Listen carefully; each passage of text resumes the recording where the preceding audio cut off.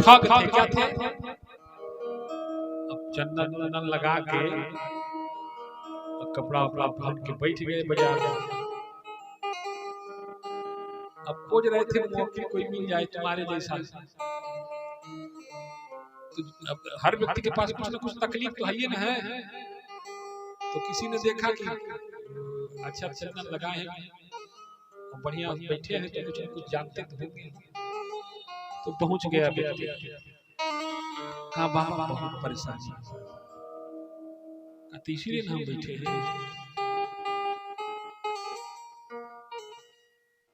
देखिए न जरा बहुत तकलीफ है, क्या किया जाए, कैसे समस्या कम होगी।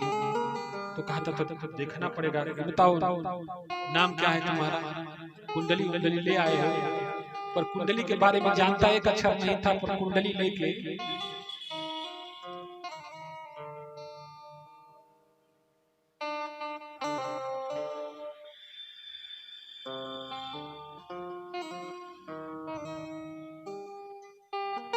बहुत गड़बड़ है भाई। अब तो वो बेचारा ज्यादा खराब है क्या बाबा?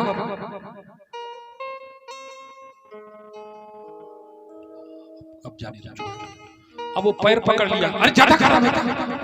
बताने लायक नहीं है, तो बता देते, बता दीजिए। अब देखो बता देंगे तो कल मरना है तो आज ही मर जाओगे।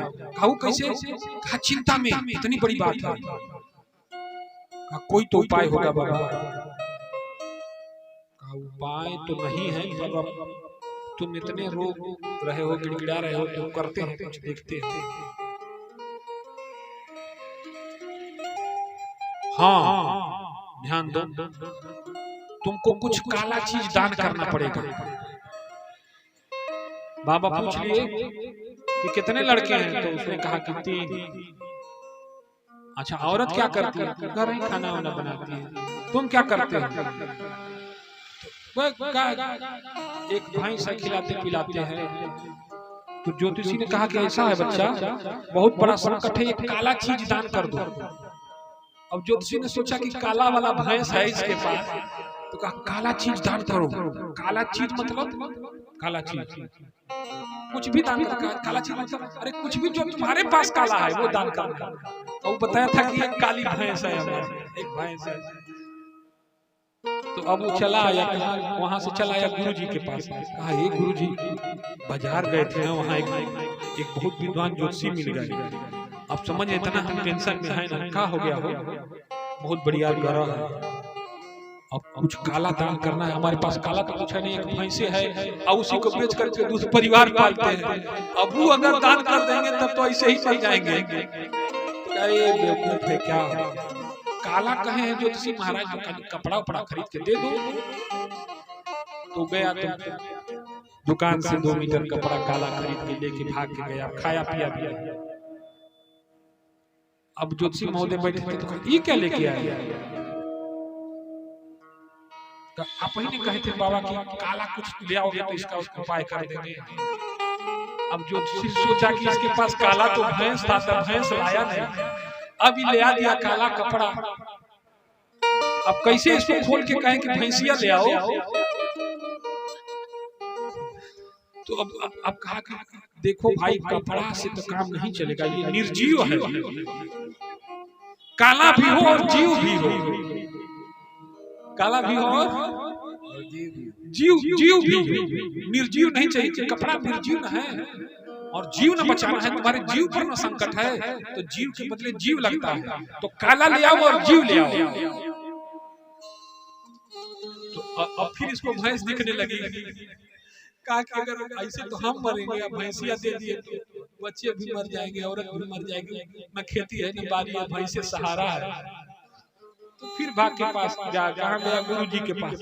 हे गुरुजी, तो एक समस्या बढ़ते जाता है। अरे क्या हो गया? अरे अब क्यों आ गया?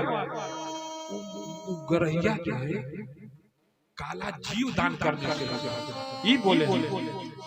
तो काला जीव, तो गुरुजी को समझते देर नहीं लगा। गुरुजी कहे अच्छा बेटा, काला जीव दान करना पड़ेगा।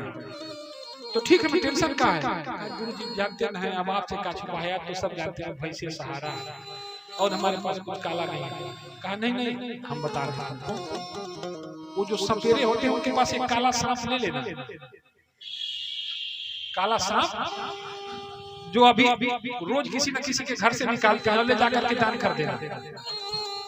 तो वो गया, तो सपेरे ने कहा कि ऐसा है कि हम तुमको देंगे तो जरूर, पर एक शर्त पर देंगे कि अब हमको यहाँ से जा करके जंगल में इसको छोड़ना था, तो तुम जाओगे हमारे बदले में छोड़ने, तब देंगे। तो कहा ठीक है ठीक है ठीक है हम छोड़ देंगे। तो सांप को लिया और लेके पहुंच गया ज्योतिषी महोदय के पास। कहा बाबा लेके आए, कहाँ लेके आए, कुछ तो दिखी नहीं। कहा झोरिया। अब ज्योतिषी चिंता में, इस बार भी भैंस नहीं आई। बताया तो भैंस था कि एक भैंस है इसके पास, पर भैंस आई नहीं। कहाँ, हम तुमसे कहे थे ना कि काला भी हो और जीव भी हो, तो पेटारी निकाल। कहा इसमें क्या है, कहा वो काला भी है और जीव भी है। तो डिब्बा ऐसे करके देखा, अरे सांप लेके क्यों आए।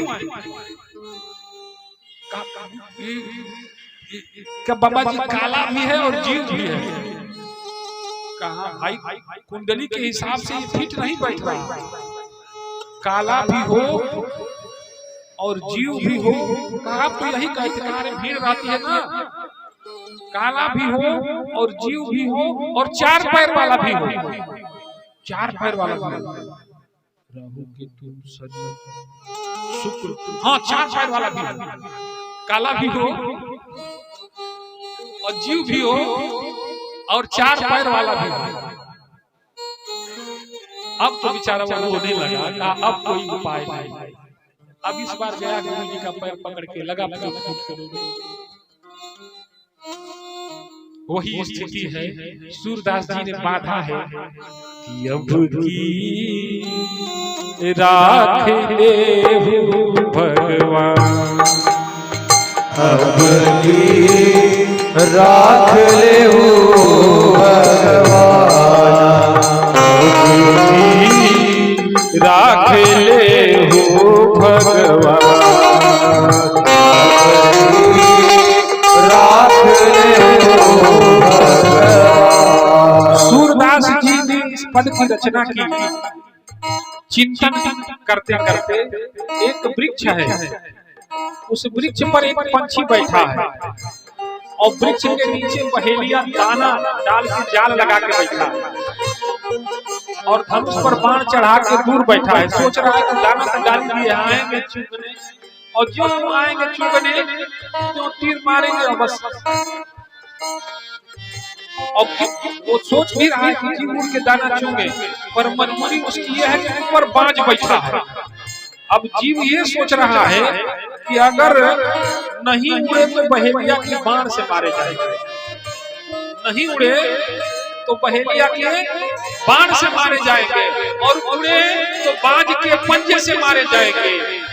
अब की राख ले भगवान, अब की राख ले भगवान, अब की राख ले भगवान, अब की राख ले भगवान। जब बुद्धि साथ छोड़ देती है तब भगवत कृपा प्राप्त होती है।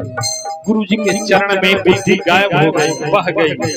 कहा अब कहा काला भी था, काला भी था, जीव भी था, और चार पैर वाला। तो चार पैर वाला क्या देना है भाई, चार पैर वाला और दूध देने वाला भी हो। अब इस बार गया तो क्या बोला, इस समस्या का समाधान कैसे होगा, काला हो, चार पैर वाला हो, जीव हो और दूध देने वाला हो।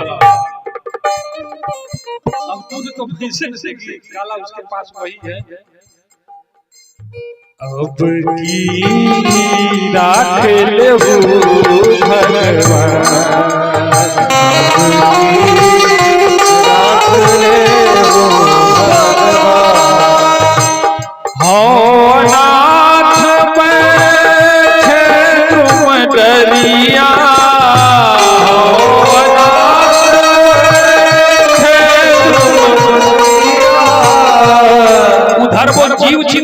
हे प्रभु अब सारे सहारे छूट गए, अब दिमाग भी साथ नहीं दे रहा, अगर नहीं उड़े तो पहेलिया के बाण से मारे जाएंगे और उड़े तो बाज के पंजे से मारे जाएंगे। हो अनाथ है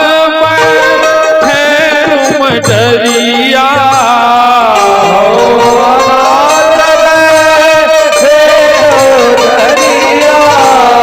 पारधि साधे प्रभु जी, पार साधे राख ले भगवान, राख ले राख ले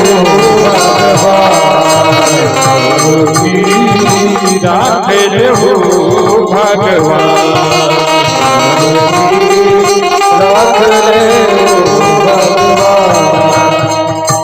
भगवान की कृपा हुई जब भगवान के शरण में गया तो भगवान का नाम लिया, जीव आंख बंद किया और उड़ चला।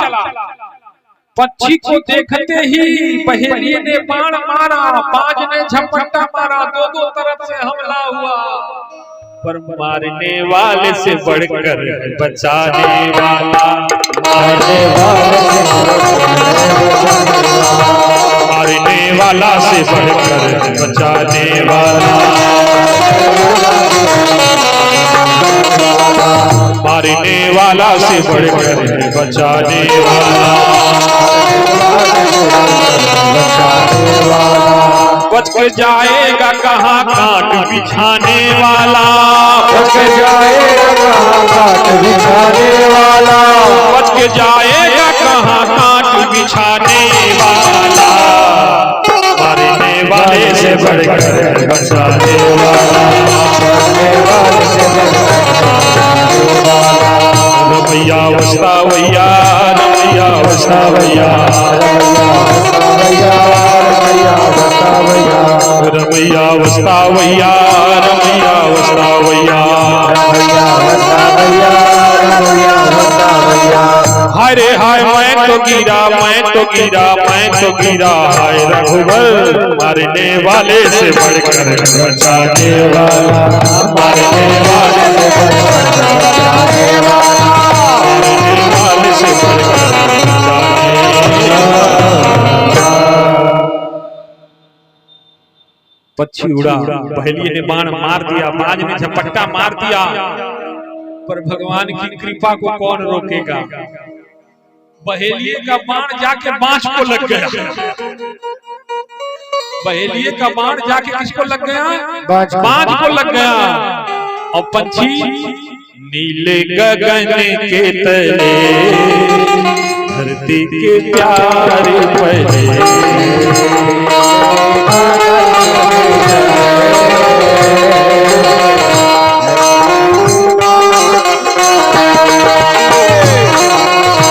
नील गगन के तले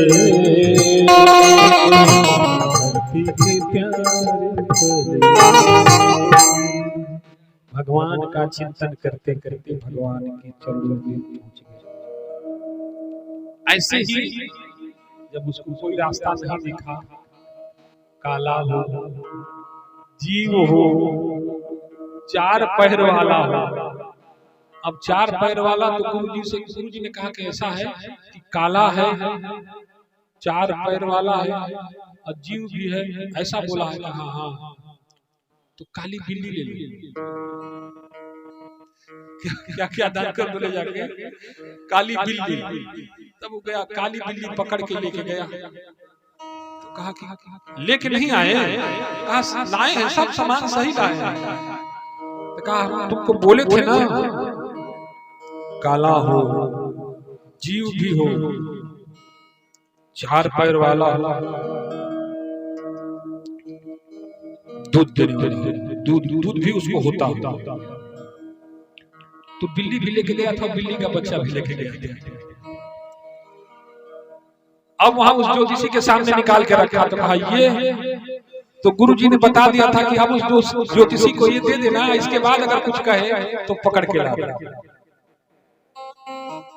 तो ऐसे है, इसलिए इतना विचार करने के बाद तुलसीदास जी ने लिखा कि बिन गुरु भवनिधि तरई न कोई, बिन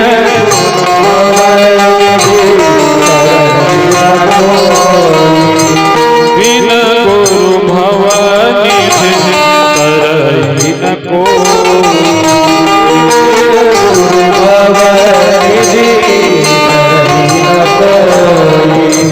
जो बिरंची कर समोई, जो बिरंची कर समोई, जो बिरंची कर समोई, जो बिरंची कर समोई। तो गुरु का काम सिर्फ इतना ही है, क्या आपके जीवन में प्रकाश फैलाएगा, और उस प्रकाश को फैला दिया, पर आंख खोलना तुम्हारा काम है, गुरु का नहीं। एक बार ऐसे ही कई सत्संग चल रही थी, तो हमारे मनोज बाबा प्यारे आपका, तो कहिए गुरु जी तो ठीक है, पर गुरु से साथी रबंध का लेखा एक न सुनही एक नहीं, कैसे गुरु चला ऐसा हो, एक बहिर और एक आनंद। हमने कहा कि इसका अर्थ मनोज आप समझाओ, तो कहे कि गुरु अगर अंधा हो, उसको दिखाईबे न करे कि चेला कौना रास्ता पर जा रहा है, और चेला बहिर हो, ओके सुनाईबे न करे कि गुरु जी का करे, अपना मन का करे, तो ऐसा गुरु चेला भैला का क्या मतलब? इसलिए धन्य है सद्गुरुदेव, कौन? शिव जी, जिन्होंने जीवन पर्यंत केवल भगवान की कीर्ति की ही चर्चा की, ईश्वर की चर्चा के अलावा हमारे सर्वेश्वर शिव के मुंह पर कभी भी कोई दूसरी चर्चा नहीं है।